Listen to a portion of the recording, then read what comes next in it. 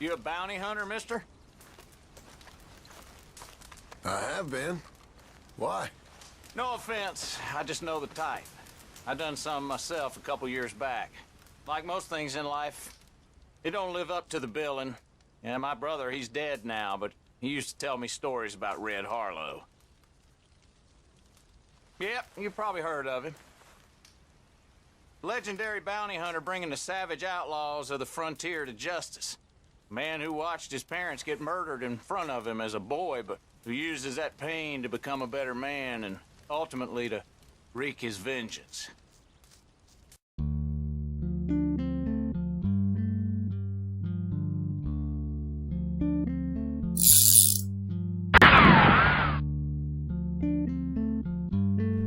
How's it going, Radical viewers? Grim Gaddy right back into another Legends of the West video, and today we are doing Red Harlow's outfit.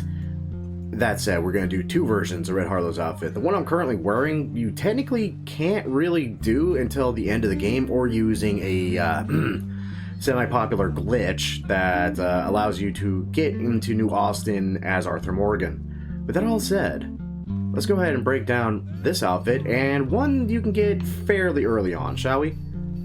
Now, a few things to bear in mind. I did get all this around Chapter 2 and 3, so yes, you can actually get literally all of this. The hat and the gloves I'm currently wearing, you sadly cannot get until sometime in Chapter 4, I believe, if you use the glitch, or past the endgame. Or at least close to the endgame. But anyway, let's break down this first outfit. Now, this outfit was made popular by one Ethan Miller, and promoted around by... I actually have the names written down here. Dat Saints fan over on YouTube, and again by Red Dead Ridiculous, who actually has chatted with me a bit on this channel. And kudos to the guy. And of course, he's already did an outfit video on this. But thankfully, I have to, so I don't feel too bad about basically copying and pasting all this stuff. Now, for this part of the outfit, we're going to go with the hat. And this is going to be a stolen hat, the Bolero. You can find this out in Thieves Landing. Now, when I went down there, I lucked out, I think, because when this hat dropped, it was actually glowing like I had already owned it, when I was already wearing it.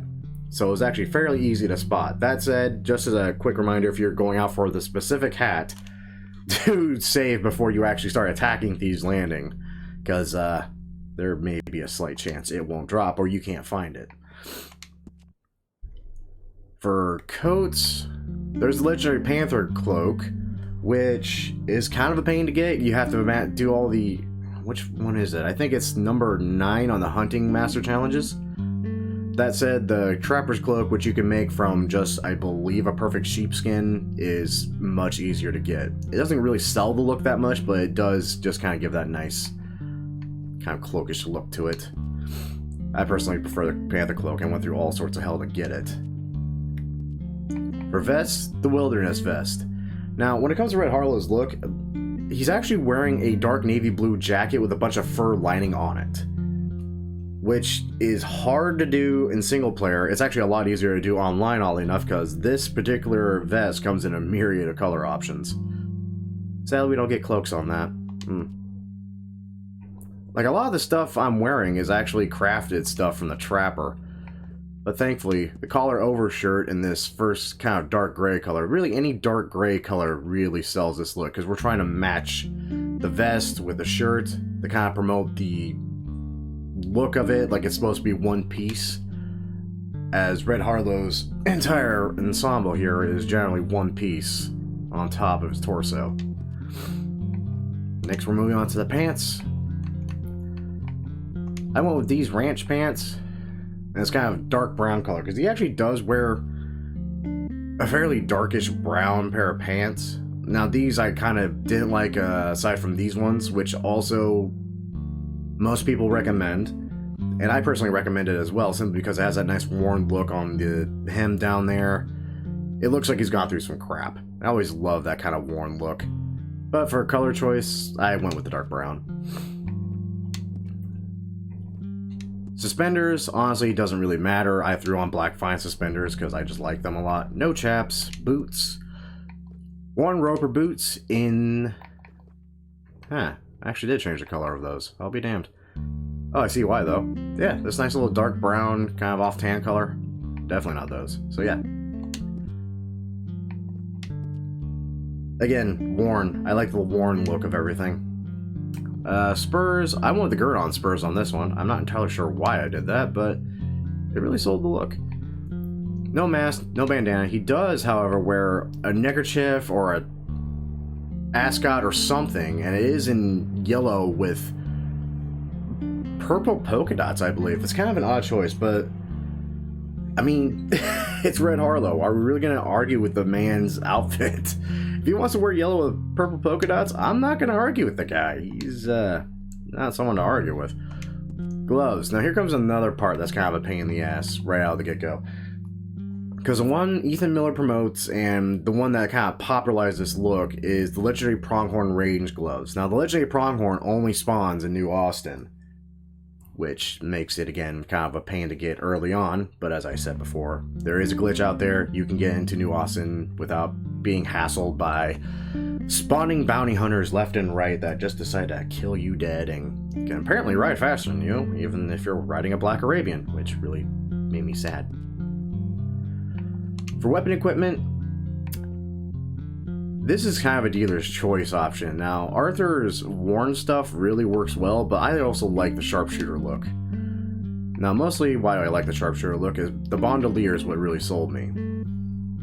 Which, oddly enough, this is one of the few outfits where I actually needed a bandolier for it. The sharpshooter bandolier just, I felt, matched everything, though the standard bandolier also is a nice fit. So, dealer's choice. If you want kind of like a pimped out Red Harlow, I went with all the sharpshooter gear, because I went through all the difficulty to get it all. But if you're just doing the standard kind of, I'm starting out look, the regular Arthur's bandolier, gun belt, holster, and all that also really sells the look. I hate that starts off all the way up there, and I have to find my way back. Satchels, of course, this is dealer's choice. I don't even know why I clicked on this.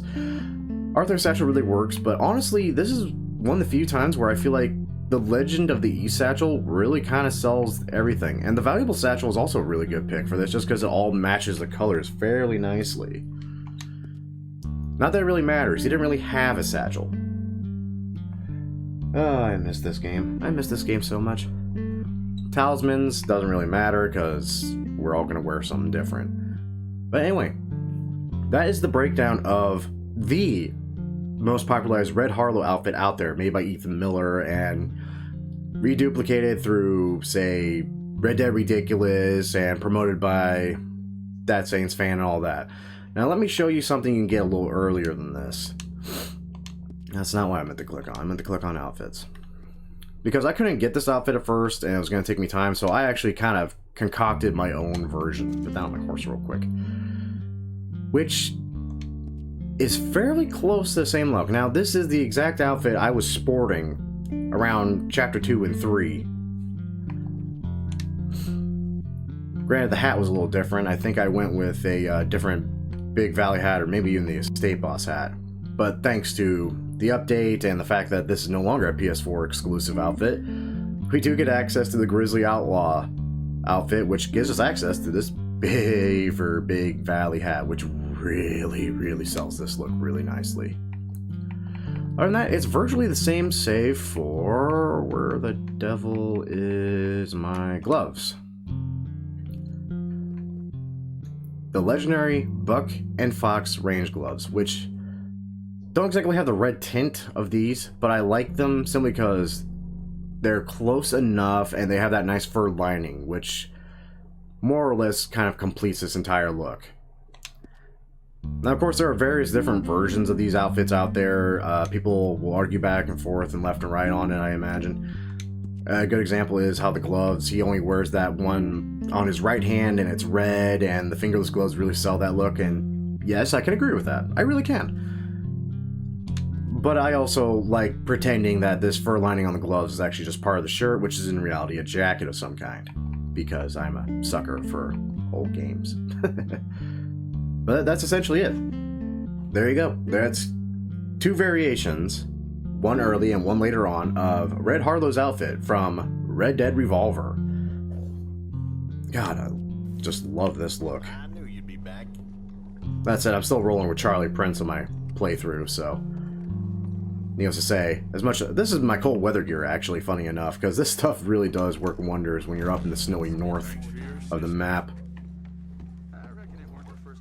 It's a very fine look. Anyway. I hope you all enjoyed this, and if you all did enjoy this, be sure to like the video, subscribe to the channel, and by all means, leave a comment requesting your own personal fan idea of what you want to see remade in Red Dead Redemption 2, be it from a legendary Western movie, legendary Western historical figure, their outfit, or their guns, because I do both now. Oh, I gotta do Mayor Hoodoo at some point from Gun. That's gonna be interesting. Anyway, once again, thank you all for watching. Till next time, kids. Take care now. Bye-bye then. So are you just gonna walk past me with it? Okay, I guess you are. Well, screw you too.